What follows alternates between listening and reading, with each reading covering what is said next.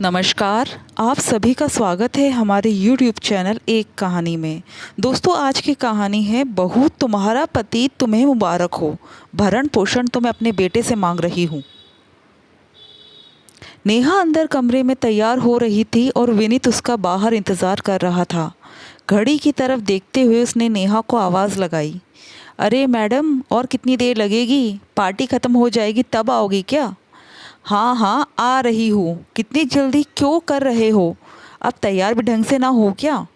नेहा तैयार होती होती अंदर कमरे में से बोली, अब देख लो, तुम्हारा ही मायका है। वो लोग क्या सोचेंगे कि मैं तुम्हें इतना लेट लेकर आया हूँ? कहीं ये ना सोच ले कि तुम्हें मायके ही नहीं आने देता हूँ। विनीत ने सोफे पर बैठते हुए कहा तो नेहा ने अंदर से ही जवाब दिया, अरे जनाब, अगर अच्छे से तैयार होकर नहीं जाऊंगी तो वो लोग ये भी कह सकते हैं कि तुम मुझे ढंग से नहीं रखते हो। फिर ना कहना कि तुमने तो अपने मायके में मेरी हंसाई करा दी। और ज़ोर से हंस दी। विनीत भी मुस्कुरा कर रह गया। तभी अचानक दरवाजे पर दस्तक हुई तो नेहा ने अंदर से विनीत को आवाज़ लगाई, विनीत, ज़रा देखना तो कौन है? जैसा आप कहे मालकिन। कहता हुआ विनीत उठा और जाकर दरवाज़ा खोला तो सामने कोई कुरियर वाला खड़ा था। उसने विनीत को देखते ही उससे पूछा, मिस्टर विनीत के नाम कोरियर है, क्या वो यही रहते हैं? हाँ हाँ, मैं ही हूँ। लाओ दो भाई, किसने क्या भेजा है, ज़रा मैं भी तो देखूँ। कोरियर वाले ने उसे वो कुरियर पकड़ाया, उसकी सिग्नेचर लिए और वहाँ से निकल गया।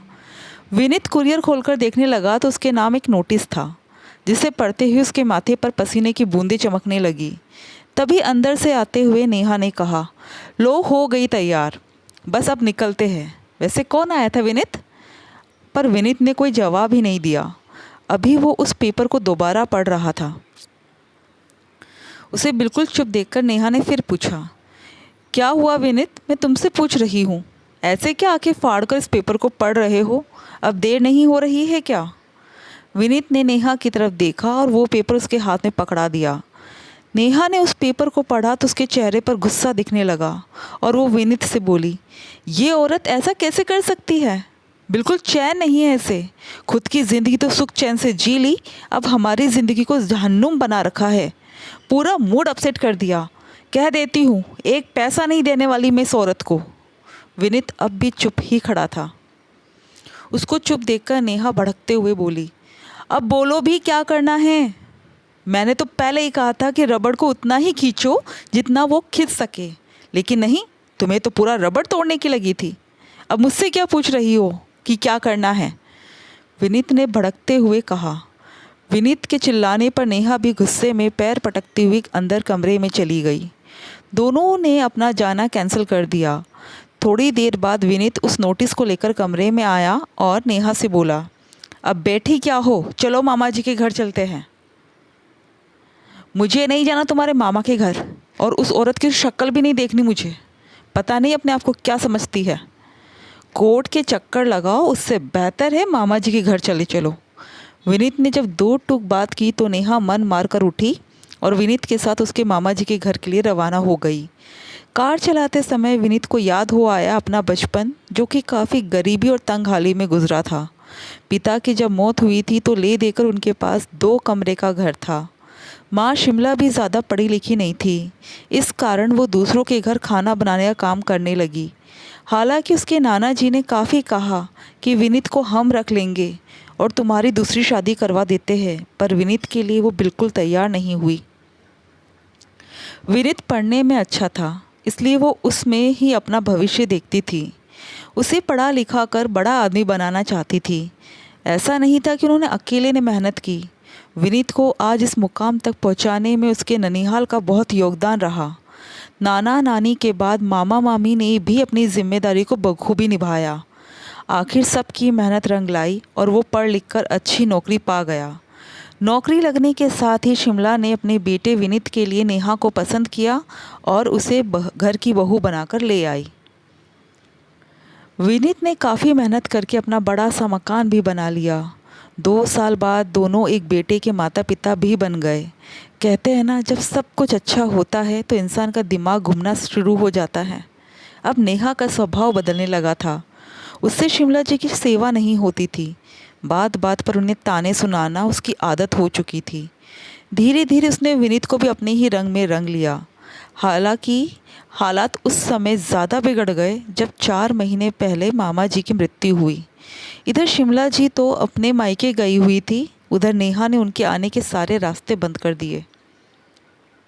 नेहा जानती थी कि शिमला जी को सबसे बड़ा संबल अपने मायके वालों का था, पर अब मायके में ही कोई बोलने वाला नहीं है, तो जब 15 दिन का सारा कार्यक्रम निपटा तो नेहा ने विनीत से कहकर शिमला जी को वृद्धाश्रम ही भेज दिया। पर अब इतने दिनों बाद शिमला जी की तरफ से नोटिस, वो भी मामा जी के बेटे राजेश ने भेजा था। दोनों इसी बात को लेकर सकते में आ चुके थे। मतलब माँ राजेश भैया के पास उनके घर पर है। सोचते सोचते मामा जी का घर भी आ गया। वहाँ पहुँचे तो देखा दरवाज़ा खुला हुआ है। राजेश और माँ बाहर सोफे पर बैठे हुए हैं।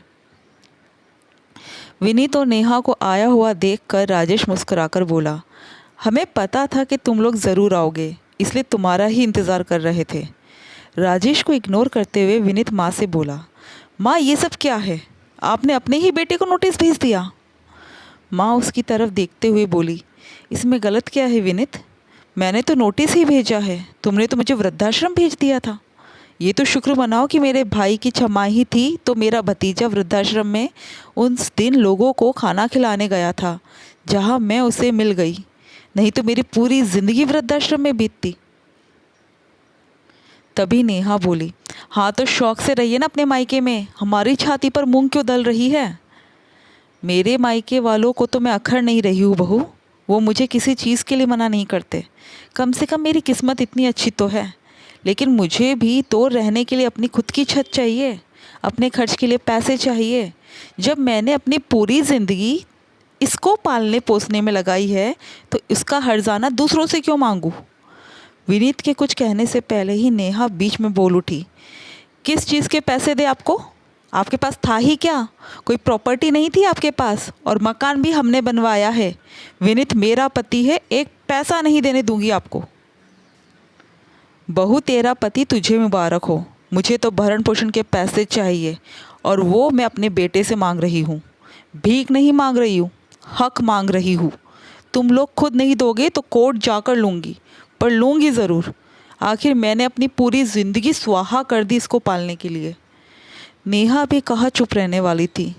जब देखा कि बात गल नहीं रही तो बात को पलटते हुए बोली, आखिर आप भी दुनिया वालों को भड़काने में आ ही गई ना। अरे ये लोग तो पराए हैं माँ जी, लेकिन हम तो आपके अपने थे। आप हम लोगों से कोर्ट के चक्कर लगवाओगी?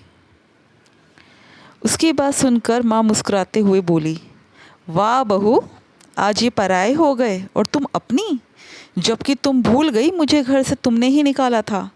दर बदर की ठोकर खाने के लिए मुझे छोड़ दिया था। ये तो भला हो इन लोगों का कि इन लोगों ने मुझे घर में जगह दी। तब तुम्हें याद नहीं आया था जो तुम काम कर रही हो वो कोर्ट में चक्कर लगाने लायक ही है। तभी राजेश बोला, देख विनीत, मुझे नेहा से कोई बात नहीं करनी है। अब तू बता, बाहर ही सेटलमेंट करेगा या कोर्ट चलेगा? तुम लोगों को बुआ को घर में रहने के लिए छत देनी ही पड़ेगी, भरण पोषण के पैसे देने ही पड़ेंगे, उनके खर्चे उठाने ही पड़ेंगे, नहीं तो हम कानून का सहारा ले रहे हैं।